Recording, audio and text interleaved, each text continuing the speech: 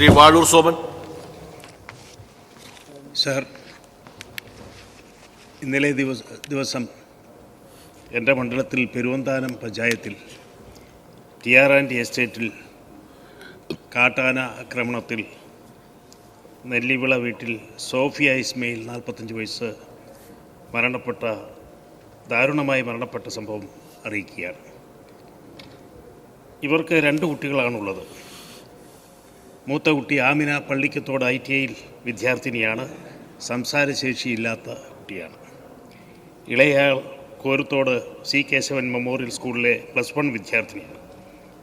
ഇസ്മയിലും കുടുംബാംഗങ്ങളും തീരെ നിർധനരാണ്. ഈ സംഭവം ഞാൻ ബഹുമാനപ്പെട്ട മന്ത്രിയെ ഇന്നലെ രാത്രിയിൽ തന്നെ വിളിച്ചറിയിച്ചു. അദ്ദേഹം ഇടപെട്ടതിനെ തുടർന്ന് ജില്ലാ കളക്ടർ രാത്രി 1 മണിക്ക് സംഭവ സ്ഥലത്തെത്തി. ജനക്കൂട്ടം ബോഡിയെടുക്കാൻ സമ്മതിച്ചിരുന്നില്ല. 3 ആനയും അതിന് കാവൽ നിൽപ്പുണ്ടായിരുന്നു.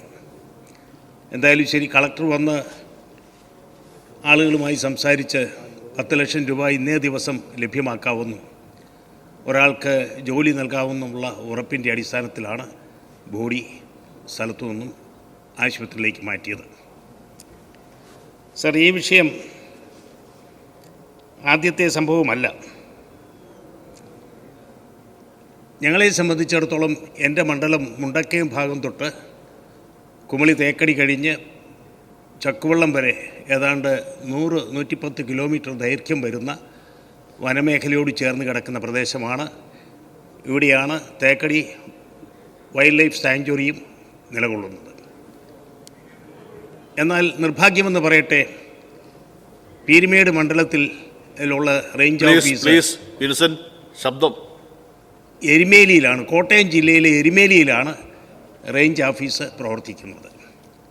ഞാൻ ഈ കാര്യം നേരത്തെ ഒരു സബ്മിഷനിലൂടെ ബഹുമാനപ്പെട്ട മന്ത്രിയെ അറിയിച്ചു. അദ്ദേഹം അത് പരിഗണിക്കാമെന്നൊരു മറുപടി തന്നു. എന്നാൽ നാളിതുവരെയും നടപടിയൊന്നും ഉണ്ടായിട്ടില്ല.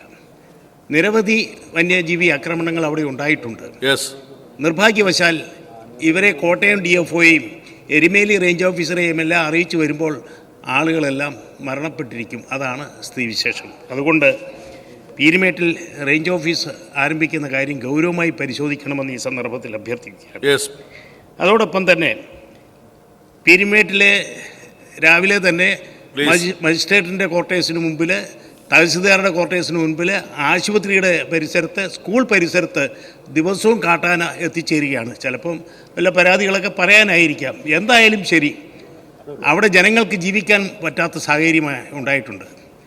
അടുത്ത ദിവസം അവിടെ ഒരു എക്കോ ഷോപ്പിൻ്റെ ഉദ്ഘാടനം നടത്താൻ ബഹുമാനപ്പെട്ട മന്ത്രി വരുമെന്ന് അറിയിച്ചു. എന്നാൽ നിർഭാഗ്യമെന്ന് പറയട്ടെ, അദ്ദേഹം വന്നില്ല. വരാതിരുന്നത് നന്നായി എന്നാണ് ഞാൻ അദ്ദേഹത്തോട് രഹസ്യമായി പറഞ്ഞത്. കാരണം അത്രമാണ്. അവിടെ പ്ലാക്കത്തടം എന്ന് പറയുന്ന ആദിവാസി കോളനിയിലേക്കുള്ള റോഡുണ്ട്. അത് തുറന്നു കൊടുക്കണമെന്ന് ആവശ്യപ്പെട്ട് നിരവധി മെമ്മോറാണ്ടങ്ങൾ നൽകി. പട്ടികജാതി പട്ടികവർഗ ഗോത്ര കമ്മീഷൻ ഉത്തരവിട്ടു ഈ റോഡ് തുറന്നു കൊടുക്കണമെന്ന്. പക്ഷേ അതിന് കോട്ടയം DFO പറയുന്ന അങ്ങനെ ഒരു റോഡേ ഇല്ല എന്നാണ് അദ്ദേഹം പറഞ്ഞ മറുപടി. ഞാൻ ആ വഴിയിൽ ജീപ്പ് ഓടിച്ച് എത്രയോ വർഷം പോയിട്ടുള്ള ആളാണ്. എനിക്ക് തരുന്ന മറുപടിയാണ് അങ്ങനെ ഒരു റോഡേ ഇല്ല എന്ന് DFO പറയുന്നു. നിരുത്തരവാദപരമായി പെരുമാറുന്ന ഇത്തരം ഉദ്യോഗസ്ഥന്മാരെ നിലയ്ക്ക് നിർത്തുവാൻ ബഹുമാനപ്പെട്ട മന്ത്രി തയ്യാറാകണമെന്ന് കൂടി ഈ സന്ദർഭത്തിൽ. സർ, ബഹുമാനപ്പെട്ട പീരുമേട് MLA ശ്രീ വാഴൂർ സോമൻ അദ്ദേഹത്തിൻ്റെ സബ്മിഷനിലൂടെ 3-4 കാര്യങ്ങളാണ് ഉന്നയിച്ചിട്ടുള്ളത്. അതിലേറ്റവും ഗൗരവത്തിൽ കാണേണ്ടത് അവിടെ നെല്ലിവിള സ്വദേശിനി സോഫിയ ഇസ്മയിൽ മരണപ്പെട്ട കാര്യമാണ്. മരണപ്പെടാനിടയായ സാഹചര്യങ്ങൾ പൊതുവേ നമ്മുടെ സംസ്ഥാനത്ത് നിലനിൽക്കുന്ന പ്രശ്നങ്ങളുമായി ബന്ധപ്പെട്ടതാണ്. എന്നാൽ ആ വിവരം അറിയിച്ച ഉടനെ തന്നെ വനംവകുപ്പിലെയും റവന്യൂ വകുപ്പിലെയും ഉദ്യോഗസ്ഥന്മാർ ഫലപ്രദമായി ഇടപെടുകയും ആശ്വാസ നടപടികൾ സ്വീകരിക്കുകയും ചെയ്തിട്ടുണ്ട്. അതുമായി ബന്ധപ്പെട്ട് അദ്ദേഹം പറയുന്നത് കുടുംബത്തിലെ ഒരാൾക്ക് ജോലി നൽകുന്ന കാര്യം ഉചിതമായ തീരുമാനമെടുക്കണമെന്നാണ്. അത് സ്ഥിരം ജോലി നൽകുന്നതുമായി ബന്ധപ്പെട്ട പ്രശ്നത്തിൽ വനം വകുപ്പിന് മാത്രമായി ഒരു തീരുമാനമെടുക്കാൻ കഴിയില്ല എന്ന് മെമ്പർക്ക് പ്രത്യേകിച്ച് അറിയാവുന്നതാണ്.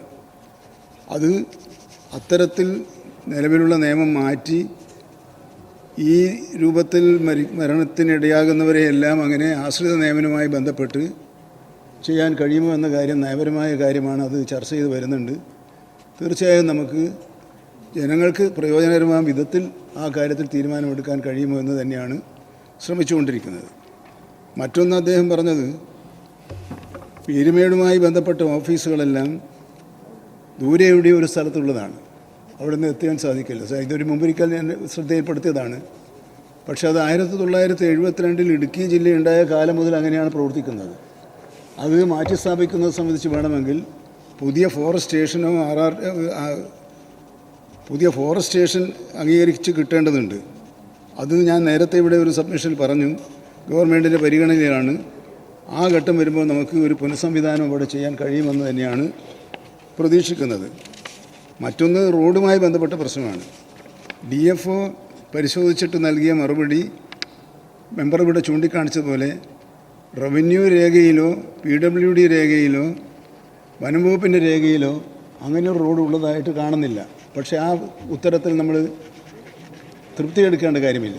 അത് വനം വകുപ്പിലെ ഉന്നത ഉദ്യോഗസ്ഥന്മാർ നേരിട്ടെത്തി സംഭവസ്ഥലം പരിശോധിച്ച് റിപ്പോർട്ട് നൽകണമെന്ന് ആവശ്യപ്പെട്ടിട്ടുണ്ട്. ആ റിപ്പോർട്ടിൻ്റെ അടിസ്ഥാനത്തിൽ നമുക്ക് ഉചിതമായ നടപടികൾ സ്വീകരിക്കാൻ കഴിയുന്നതാണ്.